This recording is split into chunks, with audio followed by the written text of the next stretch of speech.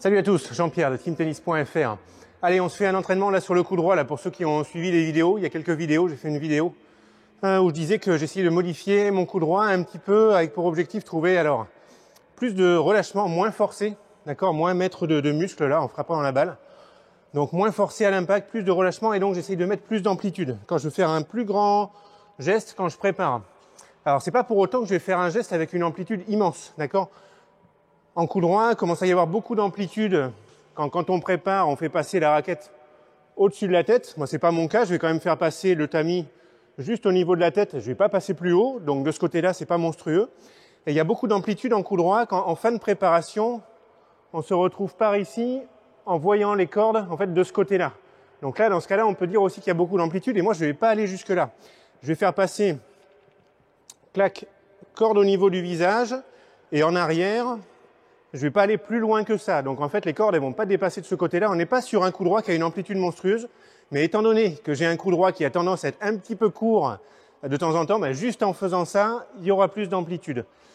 Le problème qu'il y a dans mon coup droit, il y en a plusieurs. Souvent, c'est que je prépare trop tard. Donc là, je vais continuer à essayer de préparer très tôt. Je veux sentir que je suis prêt à déclencher la frappe au moment où la balle touche le sol. D'accord ? Quand la balle touche le sol, je veux être dans cette position. Moi, j'amène la raquette en arrière avec la main libre ici.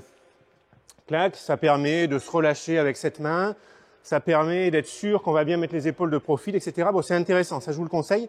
Par contre, il ne faut pas rester 8 heures avec la main comme ça sur la raquette. Si je suis encore dans cette position, quand la balle rebondit de mon côté, je suis obligé de me dépêcher pour faire tout le reste. Et ça, c'est un petit peu le problème que j'ai, qui est plus net forcément sur balle rapide. Donc, ce que je veux à nouveau, c'est j'amène avec cette main, mais par contre, je me débrouille pour être quand même rapide dans ma préparation et pour me dire, je suis ici, les deux bras séparés, prêt à déclencher quand la balle rebondit. Il y a un autre truc qui va pas sur mon coup droit, c'est la mise à niveau. Mise à niveau, quand on passe par en haut, c'est bien pour prendre de l'élan, pour faire un geste continu, comme ça c'est sympa de passer par en haut. C'est pas obligatoire, mais c'est bien, je vous le conseille. Et donc, si je veux taper la balle à ce niveau-là, que je passe par en haut, je suis bien obligé à un moment derrière de mettre la raquette au niveau de la balle pour déclencher. Et moi, ce que je fais, c'est le truc suivant. Je suis par ici, et en guise de mise à niveau, on va dire, je descends le coude, comme ça. Et en fait, je me retrouve toujours dans cette position avant de déclencher la frappe avec les cordes qui sont au-dessus de la main. Donc en fait, j'ai pas du tout fait de mise à niveau. La mise à niveau, elle serait OK si j'avais la raquette dans cette position. Ce qui fait que sur balle rapide, je suis obligé à la fois d'envoyer vers l'avant et à la fois de faire ma mise à niveau, de mettre la raquette comme ça. Donc ça, c'est un truc que je veux changer parce que vraiment, c'est le bazar. Donc ce que je veux sentir, c'est à peu près au rebond de la balle, j'ai séparé les deux bras. Je suis dans cette position. Et les cordes, ici, elles sont à peu près au niveau de la balle ou un petit peu en dessous si je veux accentuer le lift. Mais je veux pas avoir les cordes ici en hauteur juste avant de déclencher la frappe. Sinon, c'est le bazar. J'espère que vous me suivez, que c'est pas trop technique. Bon, je vais travailler tout ça. Je vais me mettre côté coup droit. Je vais faire du gauche-droite à mon partenaire. La dernière fois que j'avais fait du coup droit, je faisais très lentement pour trouver des sensations comme ça, pour placer le coude ici à hauteur d'épaule en préparant pour trouver de l'amplitude. C'est pas mal, sauf que dès que ça jouait plus vite, j'arrivais plus à le faire. Donc maintenant, je vais essayer d'y aller un petit peu, de faire le geste plus rapidement pour que ça se mette en place à un rythme plus élevé. Allez, c'est parti.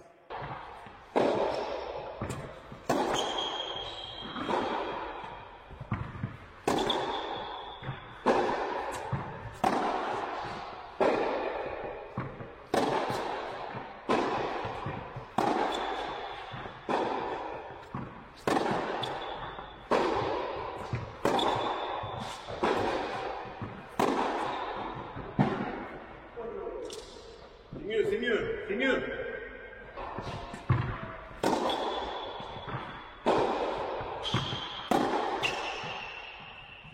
C'est moins bien.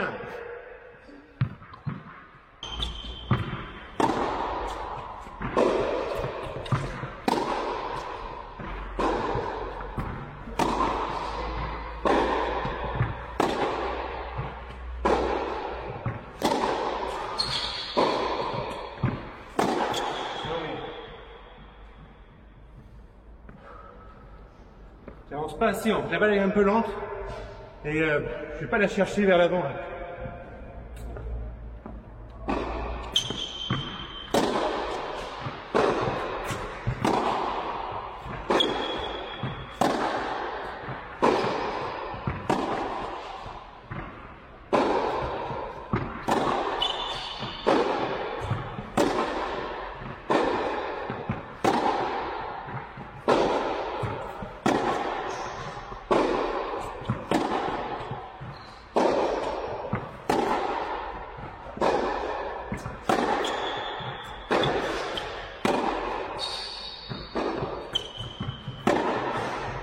J'ai l'impression que c'est pas mal. Ça me fait un peu bizarre parce que je suis pas habitué à faire ça, mais le résultat il est pas trop mal. Je pense qu'il faut que je continue sur plusieurs séances à faire ça, à voir si je me sens bien là, si ça me donne des bonnes sensations ce système de préparer très tôt là.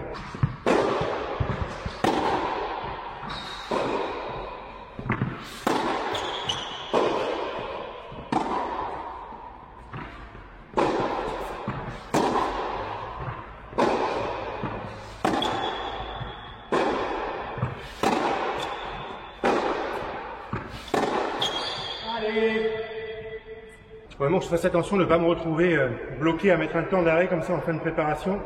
Sinon je perds tout l'élan que j'ai pris au début du geste. Donc c'est bien de préparer tôt. Il faut quand même calculer son coup pour là faire je ralentis, hop, et j'accélère, mais il n'y a pas d'interruption dans le geste.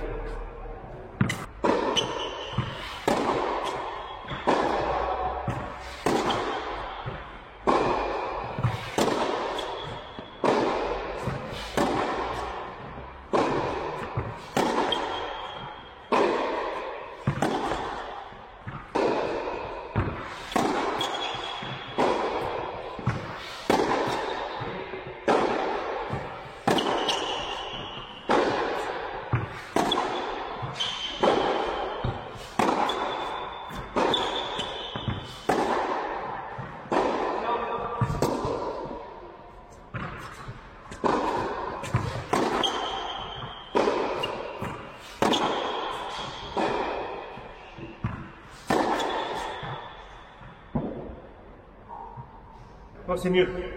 C'était mieux quand je faisais vraiment attention d'avoir un geste continu et quand je ralentissais moins là-bas vers la fin de la préparation. Il faut faire attention à ça.